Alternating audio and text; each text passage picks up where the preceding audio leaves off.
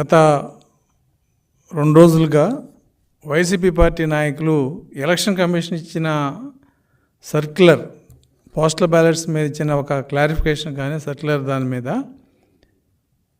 ఇది అన్యాయం, అక్రమం, ఎలక్షన్ కమిషన్కి అథారిటీ లేదని చెప్పి ఏదో వాళ్ళకి నచ్చిన భాషలో మాట్లాడుతున్నారు.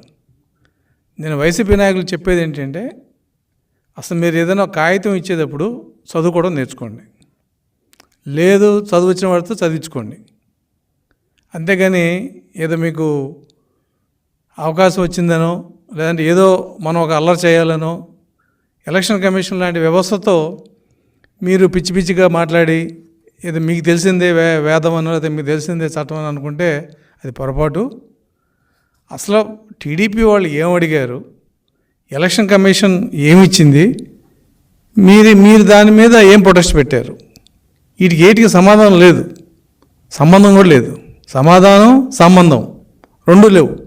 ఏదో కాగితం ఇచ్చారు, ఒక 10 మంది నాయకులు వెళ్ళారు, అది పెద్ద ఇష్యూలాగా ఎలక్షన్ కమిషన్లో ఒక విజ్ఞాపన పత్రం ఇచ్చి బయట ప్రెస్కి వచ్చి టీడీపీను ఎలక్షన్ కమిషను కలిసిపోయింది అంటున్నారు. ఆ సజ్జల రామకృష్ణారెడ్డి ఇంకెక్కువ మాట్లాడుతున్నాడు.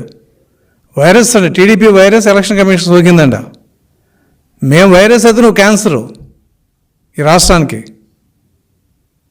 కాబట్టి మాట్లాడేటప్పుడు భాష కూడా అవసరం. అధికారం ఉందనో లేదా మైకులోనో మీ సొంతం కాబట్టి మీ ఇష్టం మాట్లాడితే అది కరెక్ట్ కాదు. ఎలక్షన్ కమిషన్ని టీడీపీ ఏమడిగింది? మేము 10/5/2024 ఒక రిప్రజెంటేషన్ ఇచ్చాం. ఏమని? అయ్యా పలానా రూల్లో బ్యాలెట్ పేపర్ మీద ఆర్ఓ గారి ఫాస్ట్ మెయిల్ కానీ సిగ్నేచర్ కానీ లేకపోతే రిజెక్ట్ చేసే ప్రొవిజన్ లేదు.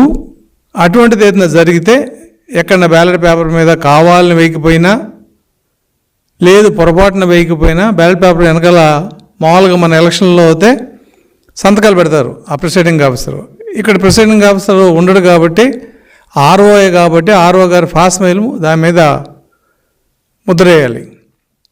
ఒకసారి మర్చిపోవచ్చు, లేదు పని హడావుడిలోనూ కావాలనో సంతకం పెట్టలేకపోవచ్చు.